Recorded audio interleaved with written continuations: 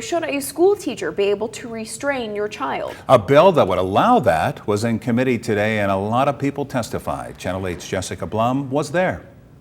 Over the past 8 or so years, similar legislation to LB 811 has come to the floor without any progress. Senators on the Education Committee Tuesday were sure to ask questions in order to learn more from new voices coming to testify. A bill like this, we do have to figure out what we need to do to protect him, to protect the children in the class, to protect the teachers. We're missing a huge piece of our puzzle here that is not coming clear to me as being on education for the first year. The bill would allow teachers and staff to, quote, use reasonable intervention strategies, end quote, including but not limited to physical intervention.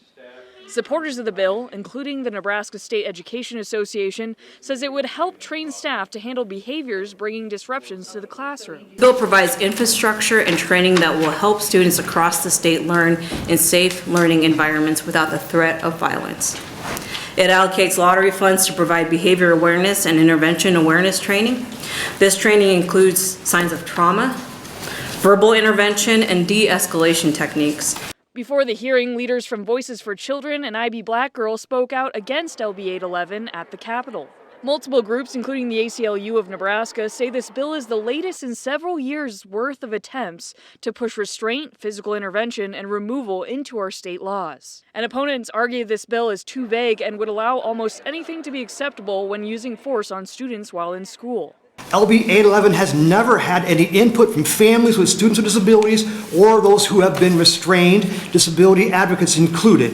The language has not changed much, if at all, from previous years, despite the consistent and persistent language recommendations posited by us and others. Some parents have firsthand accounts of things happening now and say this would not fix it.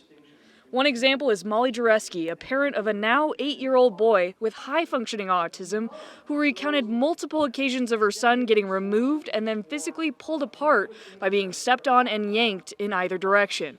She says he has never been a violent child. With this bill, those teachers are allowed to do that. They're allowed to do it. The way that, you can't do it to an elderly person, you can't do it to anybody else in the world. But here is our future. Go ahead, it's free game. No, that is not how it should be. Reporting in Lincoln, Jessica Blum, Channel 8 News.